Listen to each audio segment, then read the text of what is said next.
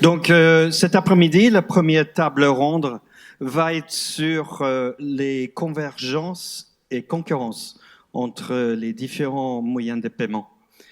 Parce qu'en fait, c'est un peu comme les bus à Londres. Vous attendez 30 minutes et après, il y en a 3 qui arrivent tous en même temps.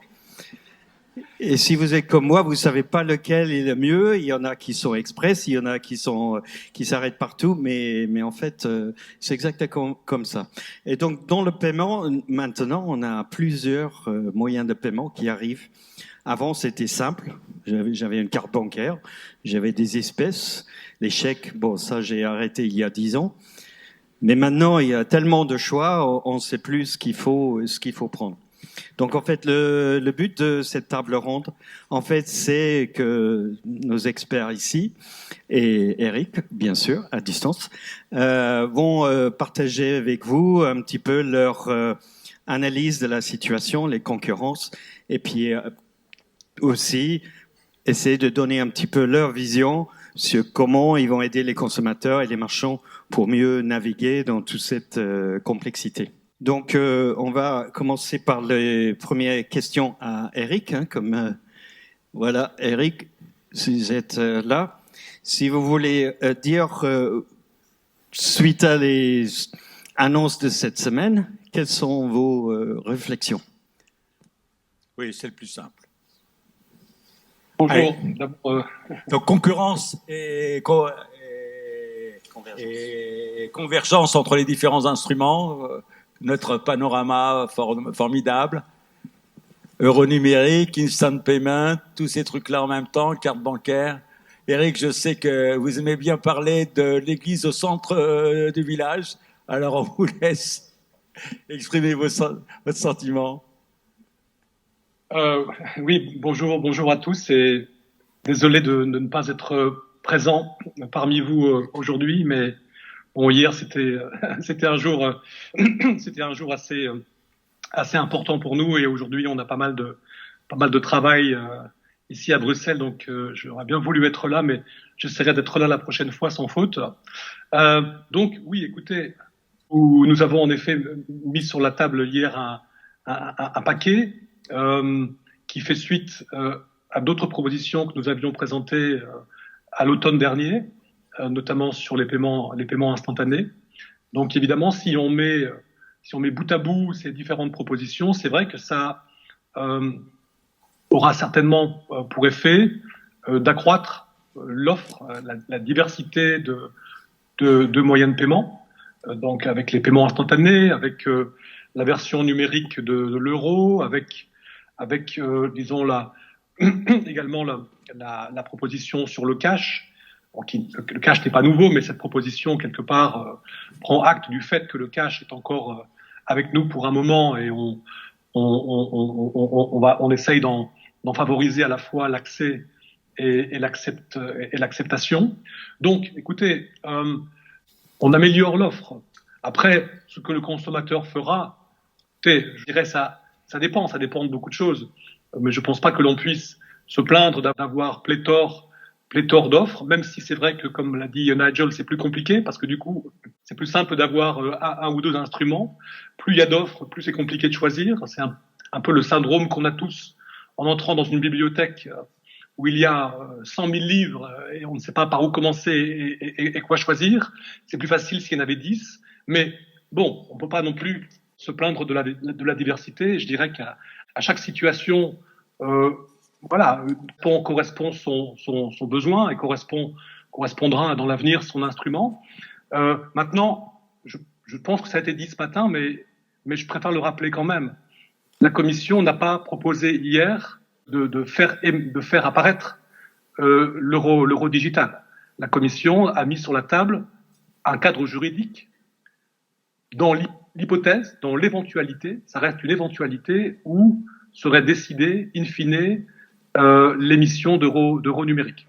Donc pour l'instant, je crois que c'est important. C'est vrai qu'on anticipe tous l'arrivée de l'euro numérique, mais je dirais c'est aller peut-être un peu vite en besogne. Maintenant, chacun peut avoir sa conviction.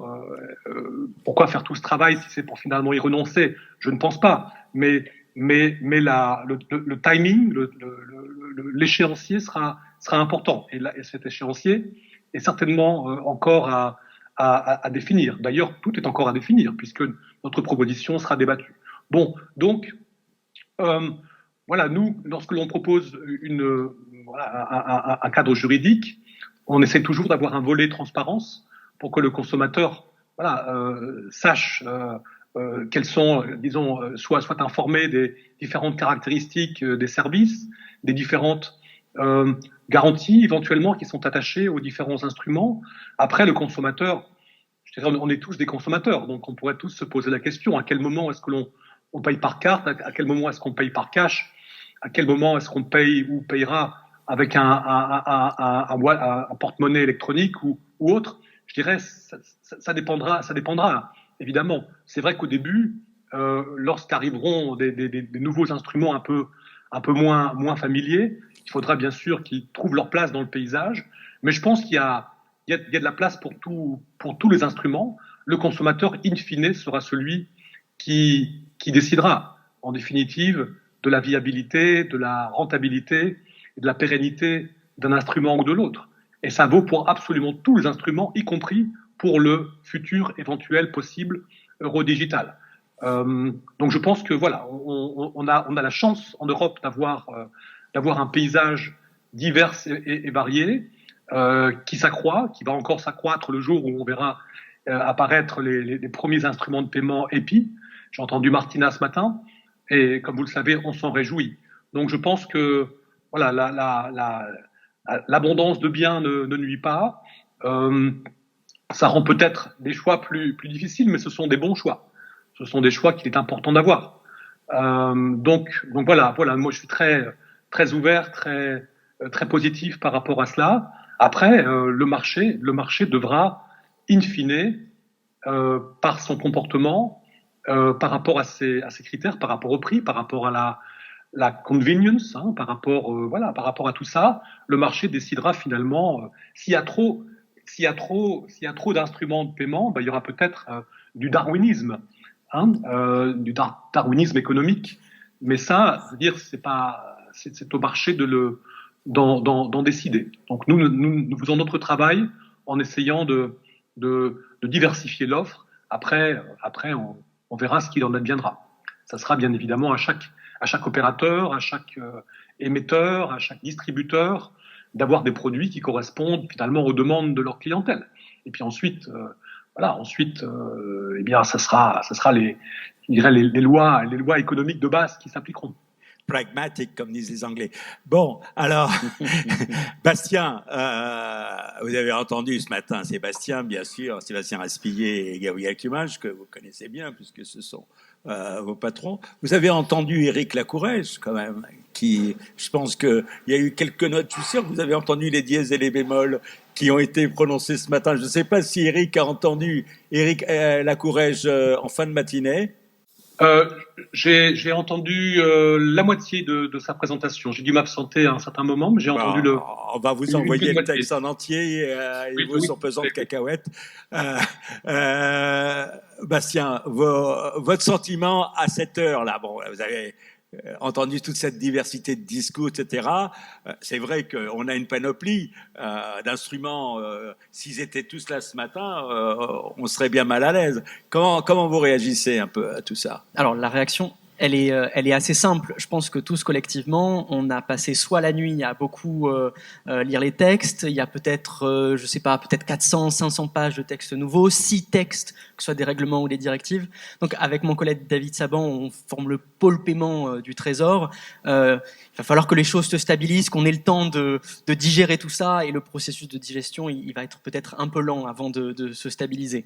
Mais peut-être pour reprendre et pour filer la métaphore des bus, je pense que notre vision, en tout cas, et ce qu'on essaie de faire, c'est faire en sorte que le consommateur puisse choisir le bus dans lequel il veut rentrer. C'est la liberté de choix du consommateur, c'est essentiel. Mais notre mission à nous, c'est de faire en sorte que le bus, il fonctionne bien, de faire en sorte qu'il soit bien articulé, que son architecture fonctionne, de lever les barrières éventuellement qui seraient ça et là encore sur la route, et que la route, elle soit européenne, elle soit plutôt sécurisée, et que le paiement arrive à bon port.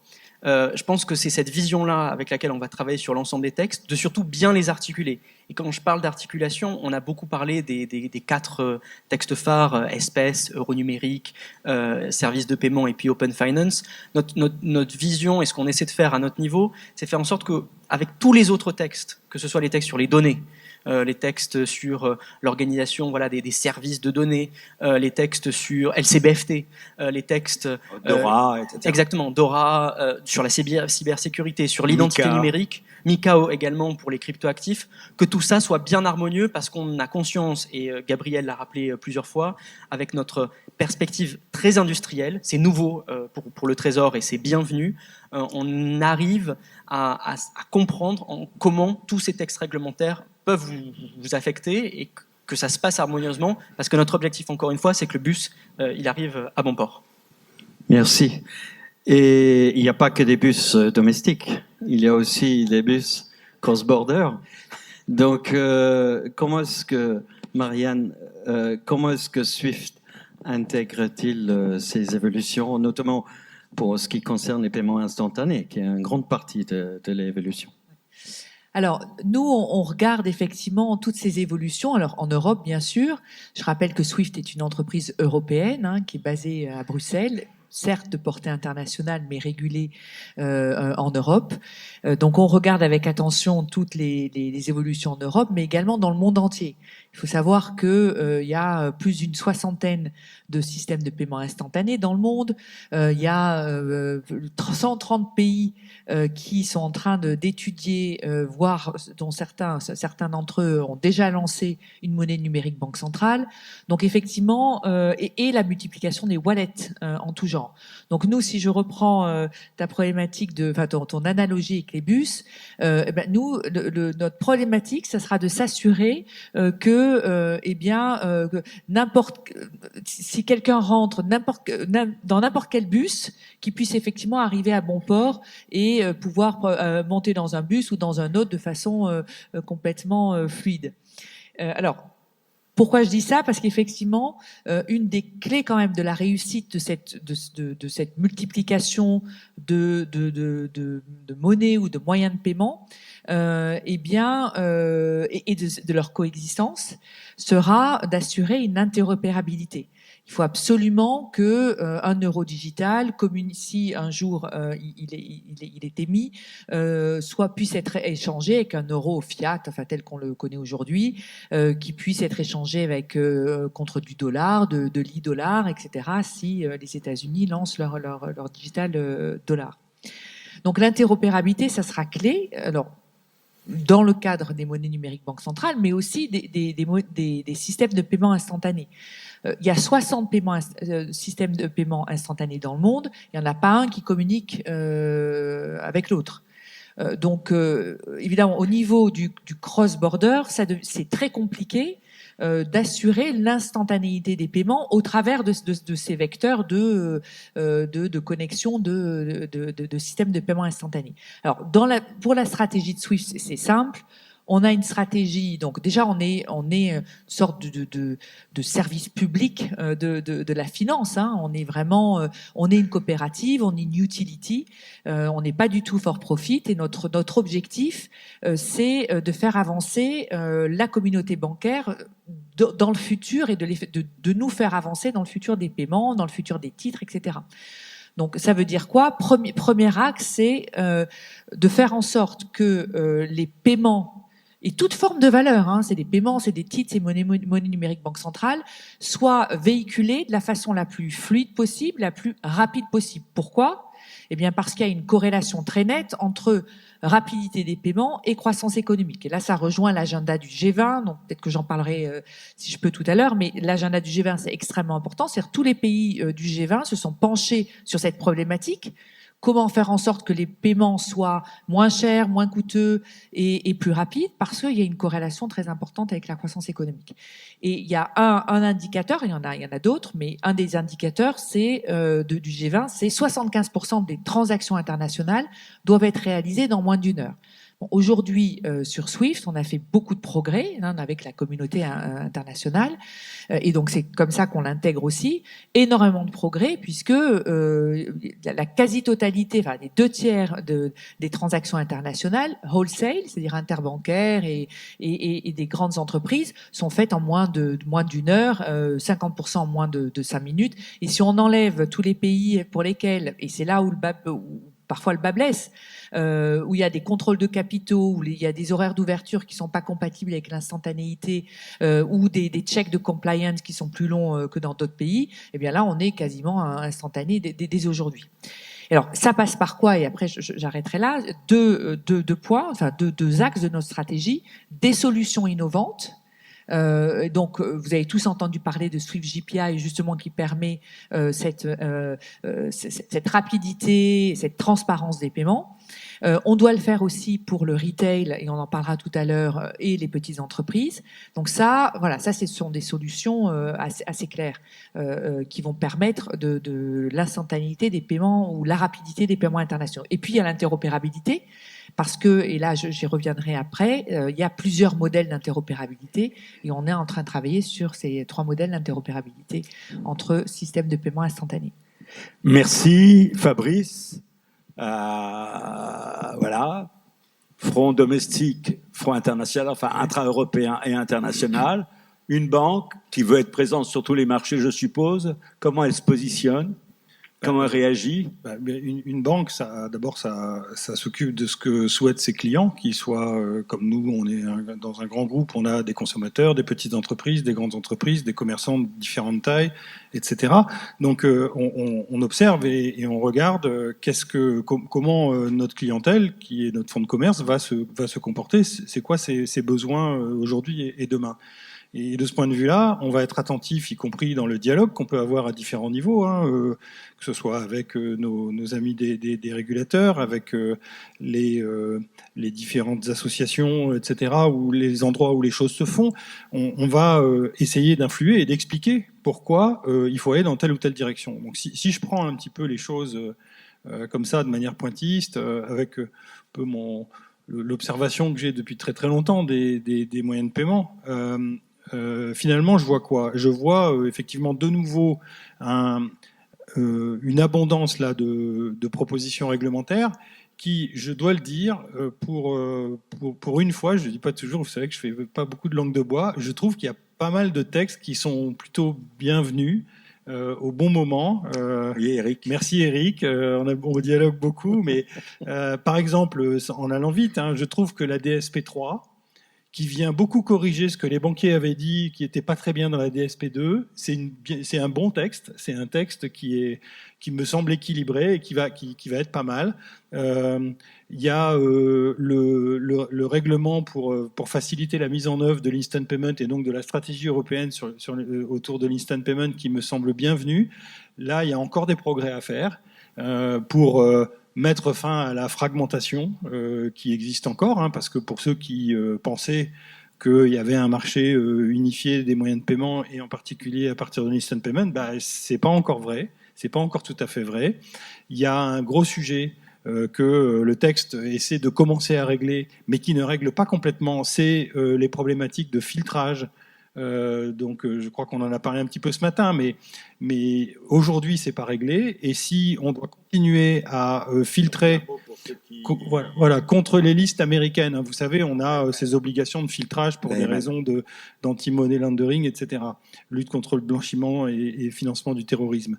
Donc quand entre deux pays européens à l'intérieur de l'Union, on doit filtrer pour vérifier qu'il n'y a pas une personne interdite sur une liste américaine ou la liste des Nations Unies ou la liste UK ou etc., et ça génère plein de faux positifs, ce qu'on appelle dans le jargon jusqu'à 20% de faux positifs sur certains couloirs, parce que il se trouve que vous avez un nom de quelqu'un qui a un homonyme dans un cartel mexicain qui donc est dans la liste d'interdiction américaine. Donc l'instant payment est rejeté. La banque n'a pas le droit de dire qu'évidemment le client fait l'objet d'un hit, comme on dit, et d'un faux positif.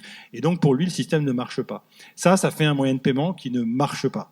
Si on ne règle pas ce problème, EPI ne marchera pas, pas plus que l'initiation d'instant payment, pas plus que n'importe quelle initiative basée sur l'instant payment. Et ça, c'est très embêtant parce que c'est un échec important, en tout cas c'est un obstacle sur la route de la stratégie de paiement retail que la Commission a diffusée. C'est un problème pour EPI, c'est un problème pour tout ce qui n'est pas des rails de la carte qui ont réglé ce problème avec le criblage des bases, etc. Pour les spécialistes, je ne reviens pas là-dessus. Donc là, il y a des progrès à faire. Et c'est majeur. Je le dis, je le répète sans arrêt, ne croyez pas qu'on va pouvoir faire décoller un système comme EPI ou un autre si ce problème-là n'est pas réglé, parce que ça ne marchera pas pour un certain nombre de clients et ça va être récurrent. Et les banques, en réalité, qui ont toutes des intérêts sur le territoire américain ou libellés en dollars, n'ont absolument aucune marge de manœuvre pour décider de ne pas filtrer ces listes-là. C'est impossible si la régulation ne le traite pas. Après, il y a d'autres sujets comme le cadre réglementaire doit aussi traiter de la sécurité et de nous faciliter la lutte contre la fraude. Hein. Et ça, c'est un sujet très important. L'instant payment, ça a démarré il y a quelques années, mais c'est quand même un moyen de paiement émergent qui donc est beaucoup fraudé, déjà. Hein, beaucoup fraudé, beaucoup plus que la carte. Donc il faut trouver les moyens, parce que voilà, hein, c'est nouveau, donc les fraudeurs testent. Nous, c'est les gendarmes et les voleurs, vous connaissez ça. Là, le texte européen prévoit l'IBAN check dans le jargon. C'est pas l'alpha et l'oméga de la lutte contre la fraude, il faudra d'autres choses. Il y a un peu des bizarreries quand même dans le texte autour de ce qu'on appelle le close match, là, qui est un peu bizarre, où je me demande si on ne va pas donner au fraudeur des informations, celles qui lui manquaient. Donc il va falloir faire attention à comment ce texte va évoluer, mais ça c'est un point important. Après, sans être trop long, quelques éléments de tendance. On voit bien que le paysage qu'on façonne, et Eric disait, et d'autres, que finalement il y a une offre qui va se compléter. Il y a toujours une forme toujours plus importante d'utilisation de la carte qui est définitivement en Europe et ailleurs le moyen de paiement préféré. Maintenant, il devient sans contact, il se virtualise de plus en plus, mais c'est pas demain matin, me semble-t-il, qu'il va y avoir tout d'un coup comme ça un abandon de la carte pour aller payer avec d'autres méthodes. Mais pour autant, il y a une tendance à la préférence pour le temps réel, donc l'instant payment, le real-time payment de manière générale et y compris à l'international.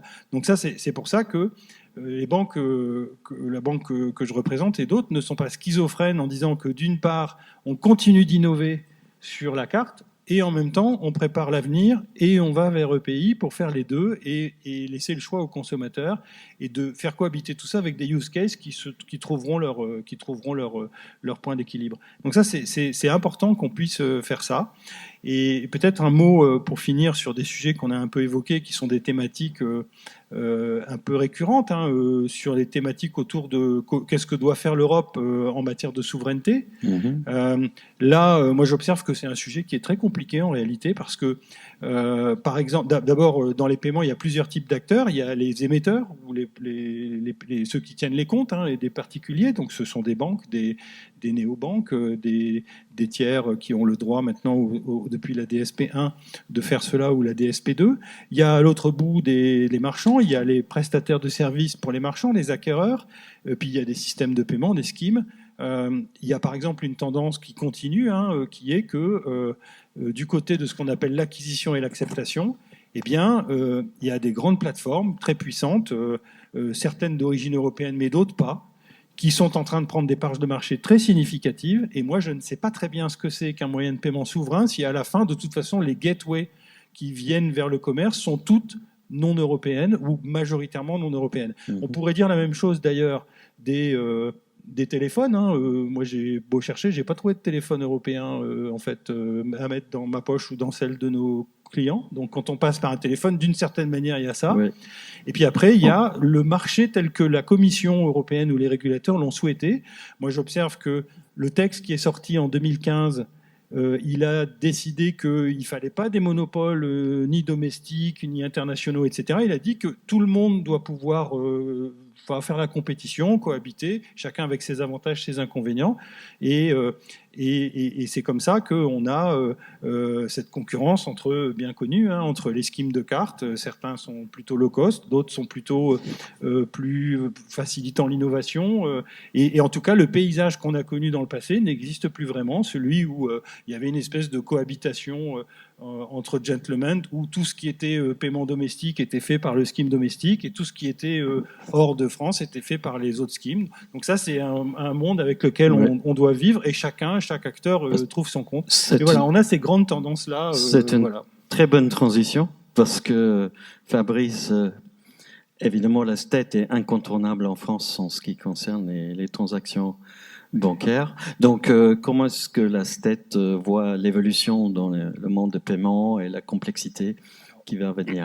Déjà, merci beaucoup de nous avoir invités à cette table ronde. Et je vais essayer d'avoir une approche un petit peu différente, puisque comme vous le savez, nous, STET, on est plutôt en background et pas en front office. Donc, on est plutôt en back-end, on va dire, derrière. Et je pense qu'il y a un certain nombre de sujets qui sont importants à aborder. Et quand je reprends l'analogie du bus tout à l'heure, pour ton bus, il faut un moteur aussi. Et ce moteur, il doit être résilient, sécuritaire et simple et low cost, bien sûr, pour que tout fonctionne correctement. Et proche de ses clients, potentiellement aussi. Donc, c'est vraiment important, l'analogie au bus. Donc là, je suis plutôt dans le côté moteur aujourd'hui. Et si on regarde ce qui s'est fait les 20 dernières années sur l'Europe des paiements, je pense qu'on a fait beaucoup de choses dans l'Europe des paiements les 20 dernières années. Il y a eu l'euro déjà. C'était un grand pas, déjà l'euro. En 2008...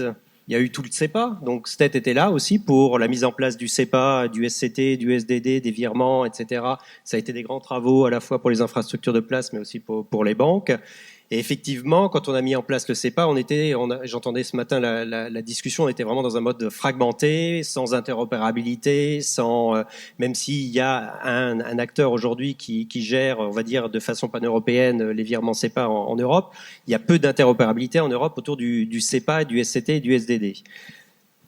7 ans, 8 ans après, on a lancé le SCT Inst. Et sur le SCT Inst, là aussi, toutes les infrastructures de place, les banques étaient là pour lancer le SCT Inst en novembre 2017. C'était un grand moment aussi pour lancer ça. Et là, par contre, on a changé de paradigme, puisqu'on s'est tout de suite dit, sur le SCT Inst, il faut tout de suite et immédiatement mettre en œuvre des mécanismes d'interopérabilité ou d'interconnexion entre processeurs pour pouvoir avoir une reachabilité en Europe. Et ça a été fait très rapidement après le démarrage avec les différentes infrastructures qui ont été développées en Europe. Elles sont dans les infrastructures privées aujourd'hui qui font du SCT Inst. Il y a à peu près 4 ou 5 infrastructures qui processent du SCT Inst. Et donc, on a géré cette interopérabilité. Et là, on a nous, vu un changement, je dirais, de politique, on va dire, ou de stratégie au niveau de l'Eurosystème et de la BCE, qui, malgré cette rationalisation ou cette diminution de la fragmentation des CSM en Europe, qui ont leur rôle et honnêtement, personnellement, je pense qu'on a un vrai rôle à jouer dans le paysage européen ou national, parce que quand même, on le rappelait ce matin, 95% des paiements sont quand même des paiements nationaux, domestiques. Donc, la part de cross-border, elle est assez faible. STET, un acteur comme STET dans l'interbancaire français est proche de ses clients, proche de ses partenaires, de ses actionnaires. Enfin voilà, on est là aussi en proximité et on processe de façon très efficace, sécurisée et low cost l'ensemble des moyens de paiement. Donc il y a quand même une grosse majorité des paiements qui sont processés en domestique. Et donc le changement qui s'est opéré au niveau de l'Eurosystème et de la Banque centrale, c'est que la Banque centrale a quand même décidé de rentrer et de mettre un premier pas dans le retail en développant une plateforme TIPS. Alors, bien entendu, la Banque centrale explique toujours que c'est une plateforme de règlement, mais elle est quand même là pour échanger des SCT Inst et pour entrer en concurrence ou en compétition avec les acteurs du privé. Et là je commence à avoir une petite problématique sur le sujet, parce que la BCE, l'Eurosystème, régulation, c'est elle qui nous régule, c'est elle qui fixe les lois, qui nous supervise, qui nous contrôle, qui nous donne les lois, et qui devient en plus un compétiteur de processeurs privés, domestiques ou nationaux. Et là, on commence à voir la limite du modèle avec TIPS. Donc, TIPS a été mis en place. Il y a eu une obligation pour les PSP et les CSM de se raccorder à TIPS. On l'a fait, donc tout le monde l'a fait. Les PSP se sont raccordés à TIPS, les CSM se sont raccordés à TIPS. Bon, on a eu quelques petits effets de bord puisqu'on nous a appliqué beaucoup le savent ici, une tarification particulière pour les CSM en taxant les opérations domestiques, ce qui est quand même extraordinaire. On nous taxe au niveau de la Banque centrale sur des opérations qui sont processées par des opérateurs nationaux et qui ne passent absolument jamais par le système TIPS, donc c'est assez surprenant. Donc il y a un sujet, on va dire, de concurrence ou de compétition, autour de ça. Et donc la Banque centrale a quand même mis un premier pas dans le monde du retail avec TIPS, sachant que la connectivité aujourd'hui de tous les acteurs sur TIPS n'a pas démontré, on va dire, une augmentation flagrante du volume sur cette infrastructure. La majorité des volumes aujourd'hui sont processés sur 3 ou 4 infrastructures privées et la majorité des instant payments aujourd'hui sont processés par ces 4 ou 5 infrastructures privées et non sur TIPS. Donc voilà, donc on en est arrivé là et aujourd'hui, en suivant ce qui a été proposé par la Commission aussi et la stratégie retail sur l'instant payment, on essaye de leverager l'instant payment.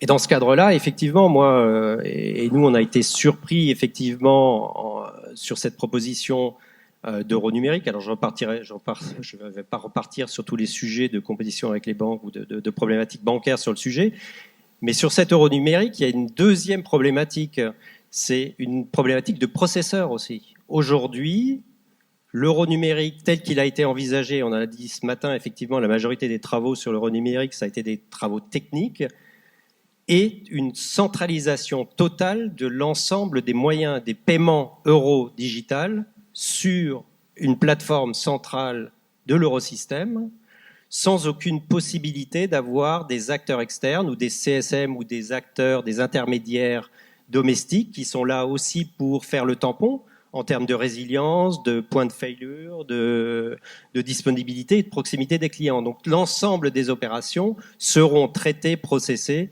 sur les systèmes de l'eurosystème si effectivement l'euro digital démarre. Et on va se retrouver avec un système qui va quand même traiter potentiellement 300 millions de comptes ou de tokens et des milliards de transactions sur une seule infrastructure sans aucune possibilité d'avoir des tampons domestiques qui sont là pour gérer la résilience, la sécurité des paiements et la proximité des utilisateurs. Et voilà, donc là, quand on dit évolution des paiements, grosse surprise sur le changement de stratégie de la Banque centrale et je dis peut-être même prise de risque au niveau européen sur centraliser toutes les infrastructures au niveau d'une infrastructure centrale.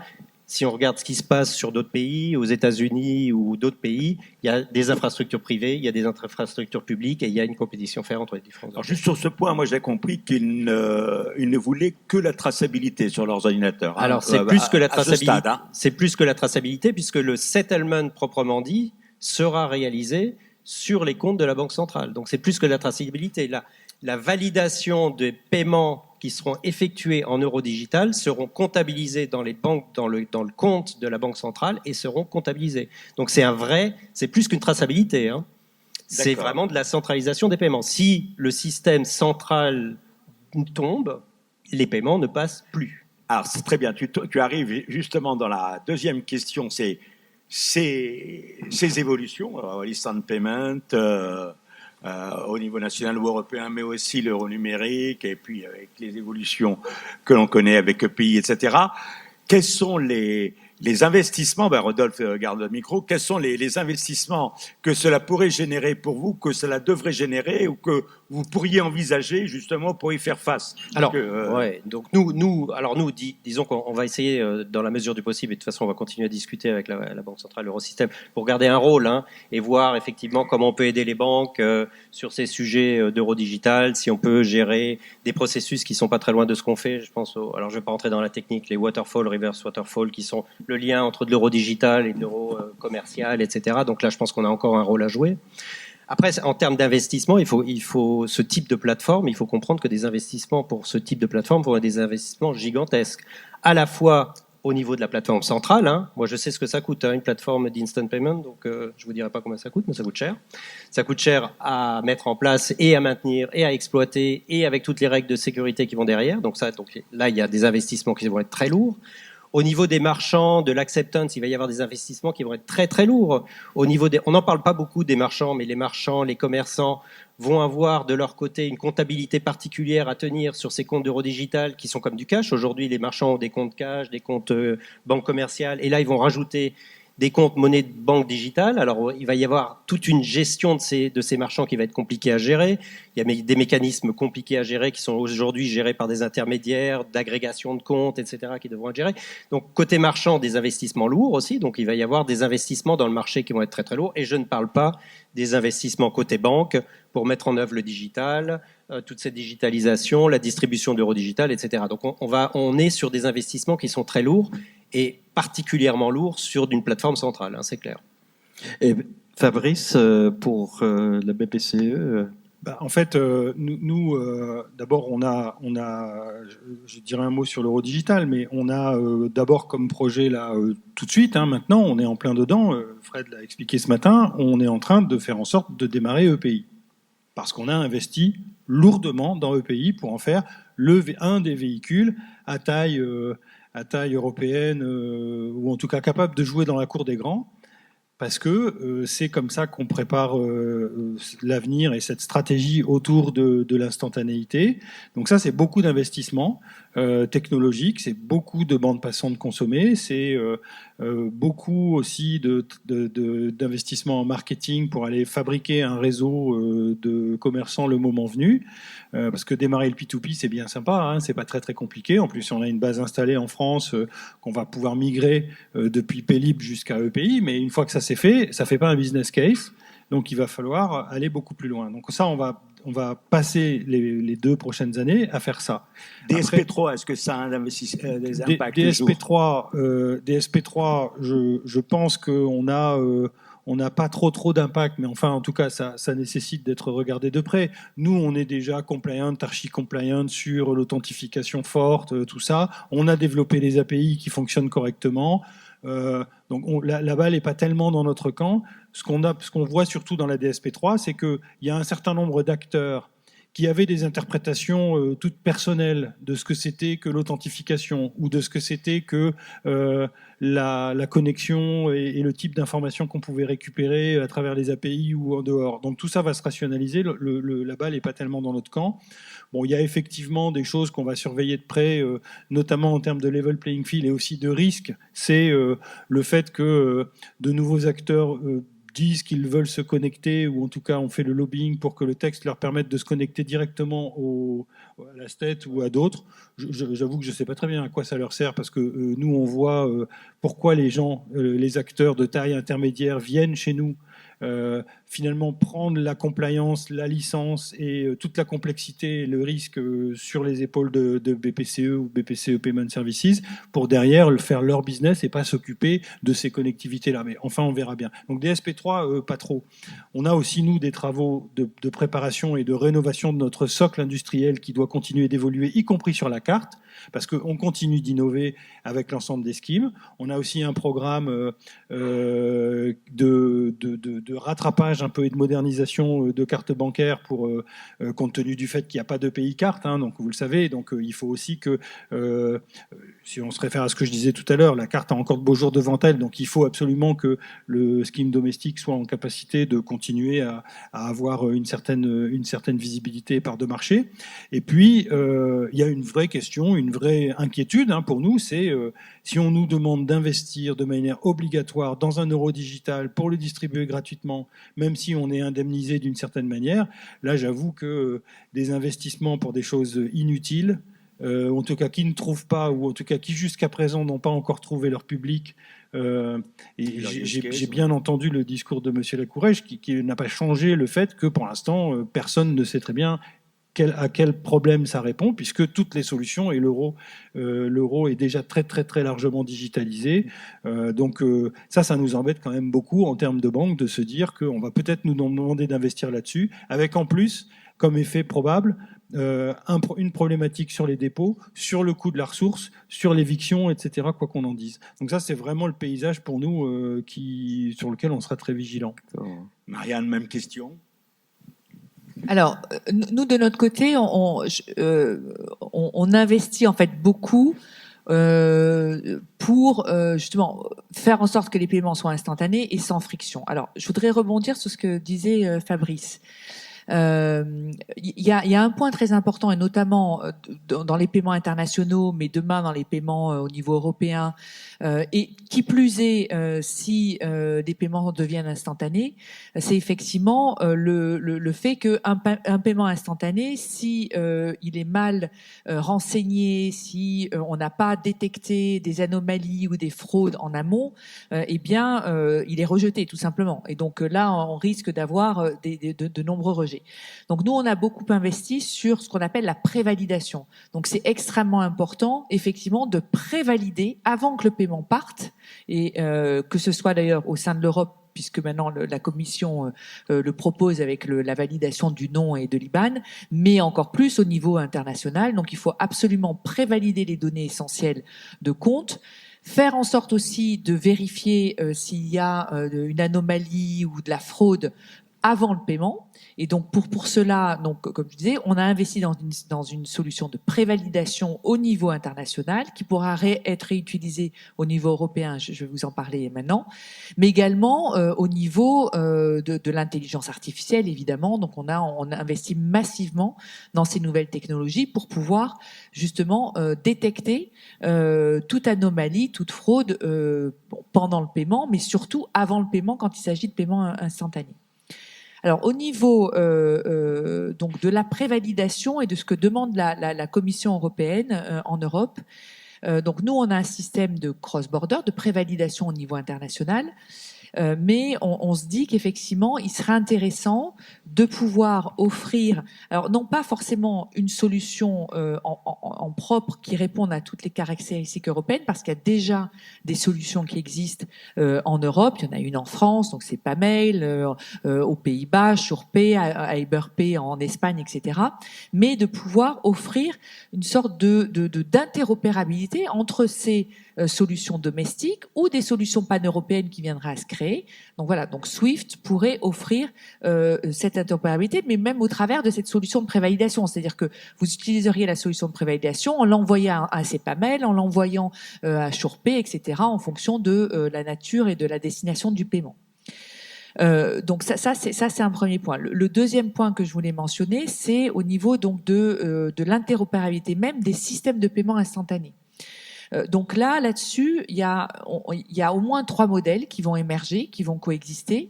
Le premier, c'est des interopérabilités ou des interconnexions bilatérales. On l'a vu avec le projet IXB, entre EBA Clearing pour l'euro et TCH pour les États-Unis, pour le dollar. Donc des connexions bilatérales de systèmes de paiement instantané euro-dollar. On a d'autres modèles qui peuvent coexister, comme Nexus, le projet multilatéral. Et puis, alors dans lequel on est dans chacun de ces projets également. Et puis également d'utiliser en Europe, et là on est en train de le faire avec une communauté européenne, donc je peux pas encore vous dire qui, mais bientôt on va communiquer, puis j'espère qu'on pourra le faire aussi en France. Alors je regarde Astet également avec son système de paiement instantané, mais d'utiliser le règlement de l'EPC, donc qui s'appelle One Leg Out, et en gros, qu'est-ce qui permet ce One Leg Out? C'est-à-dire un paiement international, ce serait la première fois que ça arriverait, un paiement international qui viendrait donc, je sais pas, du UK ou autre, et qui pourrait être instantanément processé dans un système de paiement instantané domestique, voilà, ou TIPS. Et donc ça, on investit dans ce type de solution. Merci Marianne. Maintenant, Eric, peut-être vous avez entendu ce qu'ont dit les différents acteurs. Il y a beaucoup d'investissements, beaucoup de choix, pas seulement pour les consommateurs, mais aussi pour les acteurs du marché. Est-ce qu'au niveau de la Commission, c'est des choses que vous prenez en compte dans le lancement de tous ces moyens? Oui, bien évidemment, on prend.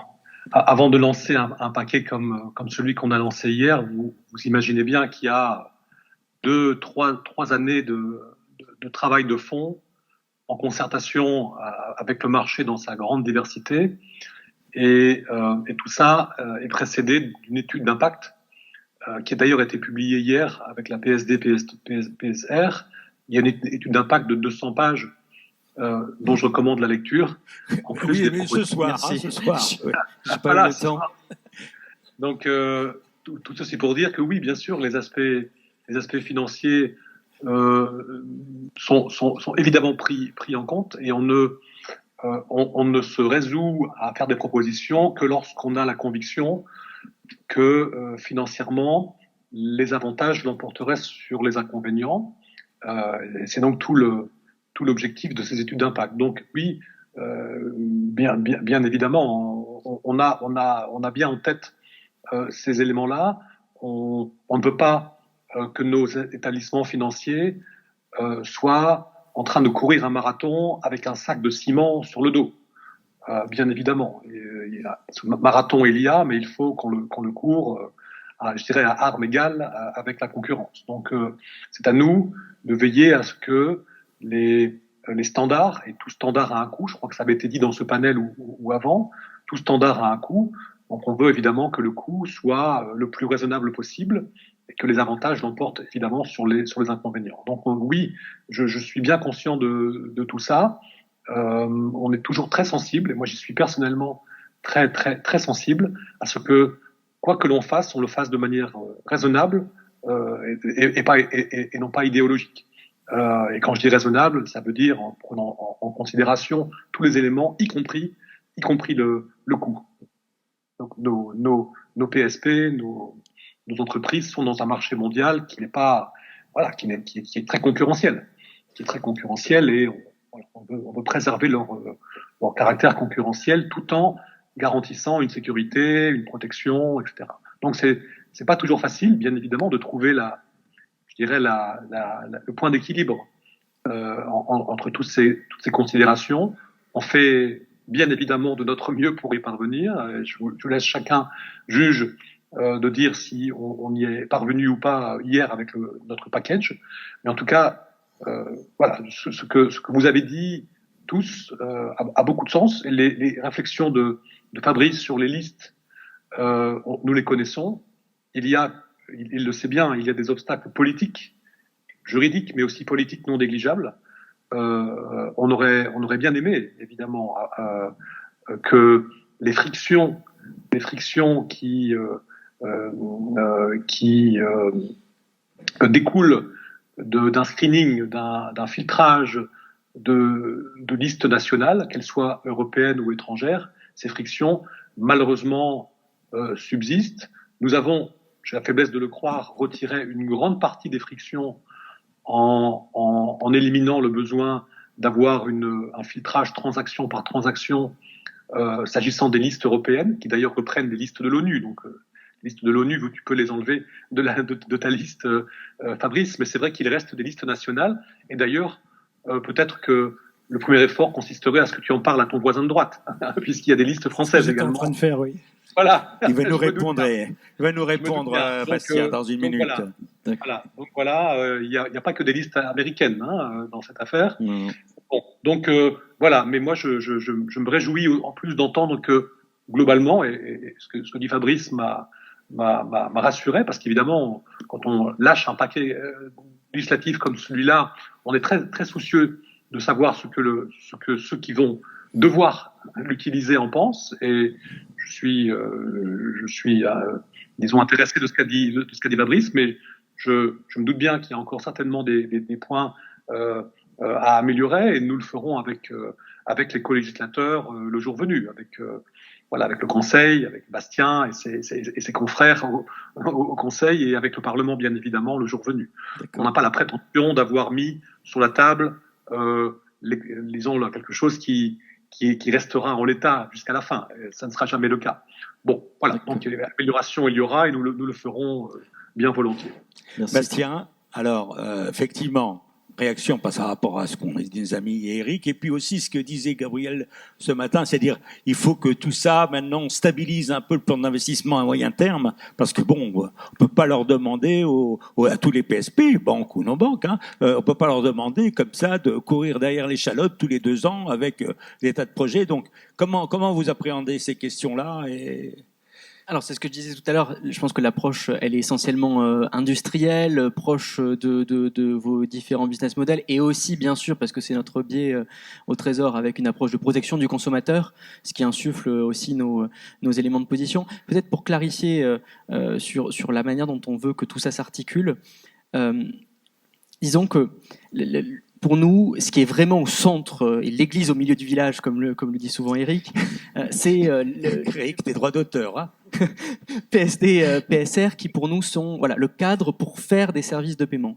Et ensuite, il y a l'euro numérique qui arrive. C'est un projet qu'on regarde depuis longtemps, depuis 2 ans maintenant, où on se pose beaucoup de questions qui sont légitimes pour voir comment est-ce qu'il s'articule avec le secteur privé, pour voir quel serait l'impact de son introduction sur le secteur des paiements au sens large, à quel point ça pourrait être utile pour le consommateur, notamment en termes de privacy par exemple. Mais ça, c'est vraiment une sorte de patch nouveau sur les services de paiement qu'on essaie de regarder et d'articuler sur le long terme. Alors après, ce qui est vrai, c'est que le projet d'euro numérique, vous avez entendu certains éléments de calendrier, de phase et ainsi de suite, il n'est pas pour demain matin.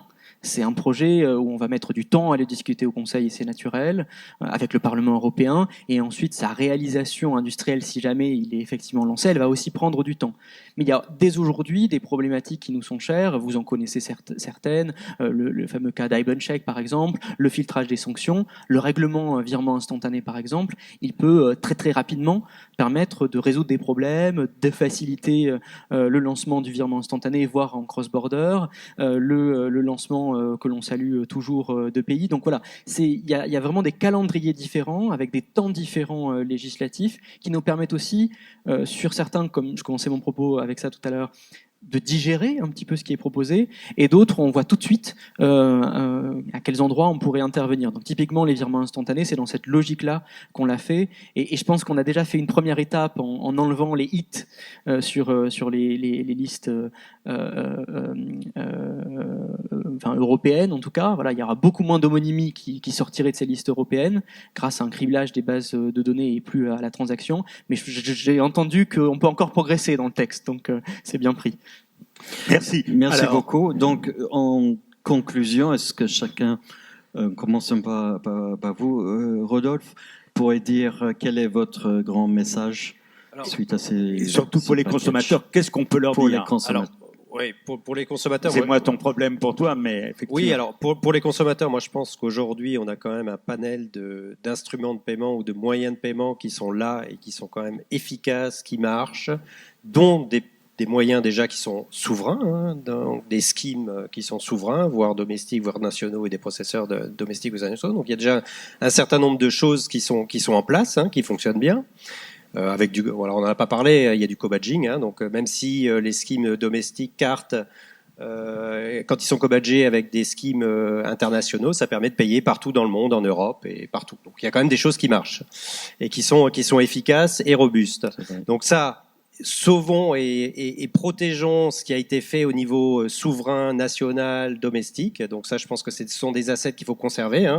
On a quand même des volumes qui sont extraordinaires. On a quand même plus de 12 milliards de transactions en France, cartes, 18 milliards de règlements. Donc c'est quand même des volumes qui sont assez importants. Donc on a quand même des assets qui sont là pour faire tout ça. Ça, c'est mon premier message. Le deuxième message, lançons EPI et permettons à EPI de démarrer, de prendre son envol et de montrer qu'il est capable d'offrir et de leverager le SCT Inst en offrant les capacités qui n'étaient pas aujourd'hui dans le SCT Inst de paiement, en e-commerce, en proximité, en P2P. Enfin, en P2P, ça existait avec Paylib, excuse-moi Vincent. Donc, mais pour les autres use cases qui n'étaient pas possibles aujourd'hui, EPI va le faire. Et donc, l'instant payment va être et un moyen de paiement souverain et fait partie de la stratégie retail de la Commission européenne.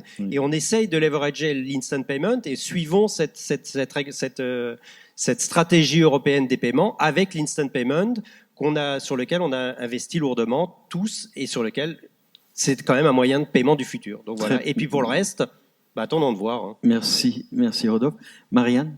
Alors moi, rapidement, sur les paiements internationaux encore, parce que même si ça représente effectivement pour les banques peut-être entre 5 et 10% maximum des paiements, néanmoins, on voit une accélération très forte, une grosse augmentation sur les paiements internationaux et en particulier sur les paiements retail et petites entreprises. Et pour ce segment-là de consommateurs, donc les particuliers et les petites entreprises, eh bien, il faut qu'ils aient les mêmes solutions qu'ils peuvent trouver dans des fintechs, chez des fintechs d'ailleurs, au sein des banques. Et c'est pour ça qu'on a créé avec toute la communauté bancaire internationale une solution qui s'appelle SwiftGo et qui permet d'exposer aux consommateurs la capacité de faire des paiements extrêmement rapides, tracés, etc. et d'aller vraiment dans le sens de l'agenda du G20. Mais encore faut-il que les banques puissent effectivement proposer ces solutions directement au niveau des applications bancaires. Mais on est en bonne route. D'accord, merci. Fabrice ? Ouais, je suis absolument d'accord avec ce que dit Marianne sur SwiftGo. Je pense que c'est le EPI mondial que Swift et la communauté bancaire va être capable de bâtir dans les prochaines années. En dehors de ça, moi, mon message, c'est vis-à-vis de nos clients, en tant que représentant d'une banque et un peu au nom des banques. Notre métier, c'est la confiance, c'est d'être tiers de confiance. Je crois qu'on a su démontrer, en particulier en France, que les avoirs de nos clients étaient protégés, y compris quand on a des crises aussi improbables et aussi intenses que la pandémie. On a aussi démontré, et d'ailleurs les volumes d'utilisation le montrent, qu'il y a une grande confiance dans les moyens de paiement et un usage qui va croissant dans leur diversité. Donc on fait attention à nos clients, on fait du customer care, on a une grande sécurité dans ces moyens de paiement-là, on lutte contre la fraude. Et une fois qu'on a dit ça, moi, mon message, c'est qu'il faut absolument préserver ça parce que s'il n'y a que comme ça qu'on réussira quelque part, que ce soit du EPI ou autre chose. Et pour faire ça, il faut qu'on soit vraiment très vigilant collectivement sur les solutions qu'on va mettre en œuvre, sur comment on va continuer de protéger et d'assurer la sécurité, la résilience, tout en ayant la meilleure expérience client possible. Les banques ont cette capacité avec leur écosystème et les acteurs qui gravitent autour de le faire. Juste un dernier message en matière de sécurité, qui est un vieux cheval de bataille. Ceux qui me connaissent savent que je le répète, et je le répéterai inlassablement, je pense, jusqu'à ma retraite. Je pense que nous faisons une énorme connerie à ne pas tokeniser les IBAN, pendant qu'on est en train de le faire de manière généralisée sur la carte, parce que des IBAN qui se promènent, c'est un peu comme quand on a commencé à mettre des cartes qui au départ étaient en plastique dans l'univers digital, enfin dans le e-commerce de l'époque. Vous savez l'explosion de la fraude qu'il y a eu. Moi, encore une fois, en tant que banquier, une fois que mon client aura un IBAN qui sera compromis dans une base quelque part, je ne sais pas comment je fais. Est-ce que je renumérote son compte à l'intérieur de la banque? Je fais de la mobilité sur moi-même. Est-ce que je lui dis ne t'inquiète pas, c'est pas grave. S'il y a quelque chose sur ton compte, je vais l'enlever. Enfin voilà, la réponse à cette question, on ne l'a pas. Et je pense que c'est un sujet sur lequel nous devons collectivement, y compris avec les régulateurs et superviseurs, nous pencher. D'accord. Bastien ? Merci. Peut-être pour répondre aux consommateurs, nous on va dire. Le consommateur, c'est le roi du paiement, que ce soit l'entreprise ou que ce soit le consommateur particulier. Et donc, ce qu'on lui dit, c'est il y a un conseil, un caveat et puis un petit coup de pouce. Le conseil, c'est de plutôt choisir souverain. Et je pense que le consommateur, il a la capacité de nous aider tous collectivement, à la fois les autorités politiques et puis le secteur privé, à vraiment aider nos solutions. Donc ça, c'est un premier point. Le deuxième, c'est de lui dire qu'on garantira toujours sa liberté de choix. Et donc, par exemple, on insiste beaucoup en ce moment sur l'accessibilité aux espèces, la capacité de toujours pouvoir les utiliser. Alors, je sais qu'aujourd'hui, c'est la journée du paiement numérique, mais quand même, c'est quelque chose qui est important pour nous parce qu'il y a des populations fragiles, parfois non bancarisées, qui en ont besoin. Et donc, on essaie toujours de progresser là-dessus. Il y a une partie du paquet qui porte sur ce sujet. Et puis, en lien avec la liberté du consommateur, il y a ce coup de pouce. C'est quand la marche est un peu haute et pour boucler du bus pour monter, on essaie de faire en sorte de mettre 2 marches ou de la supprimer. C'est ce qu'on a essayé de faire, par exemple la tarification du virement instantané de manière progressive. D'accord. Que ce soit plus raisonnable. Et on laisse le mot de la fin à Eric. Comme tout a commencé à Bruxelles, il vaut mieux qu'on termine à Bruxelles. C'est une longue responsabilité, Eric. Pour les consommateurs européens. Le bus européen des paiements est non seulement en marche, mais va à toute vitesse. Et il va à toute vitesse vers une destination favorable, avec des conducteurs, je dirais, compétents. Et ils sont tous autour de la table. Et travaillons ensemble. Nous sommes responsables quelque part du code de la route ou du permis de conduire, mais c'est vous tous autour de la table qui êtes finalement aux commandes de ce bus. Nous, on ne fait que mettre des cadres juridiques sur le chemin, mais sans imagination, sans créativité, sans volonté industrielle, on va nulle part. Mais je suis très confiant. Et il y a, tout à l'heure, quelqu'un parlait d'alignement de planète. Je la confirme. Je confirme tout à fait cet alignement de planète entre le public et le privé. On tire tous dans le même but. On s'est mis en route un petit peu tard, mais il n'est jamais trop tard. On va voir arriver les premiers produits épis à la fin de l'année. Je m'en réjouis. Tout le monde le sait que nous avons toujours été très favorables. Donc continuons ensemble. Et voilà, on est sur le bon chemin. Donc, voilà. Merci Eric. Merci à tous nos orateurs. Merci à tous. Point. Bastien, je voulais juste dire qu'en conclusion, et je pense que Eric sera d'accord avec moi, que les portes des régulateurs parisiens et bruxellois sont toujours très ouvertes. Donc empruntez-la, venez par les fenêtres, vous serez plus que les bienvenus. Merci beaucoup à tous. Merci à vous. Je vous invite à venir au photocall avec nous. Merci.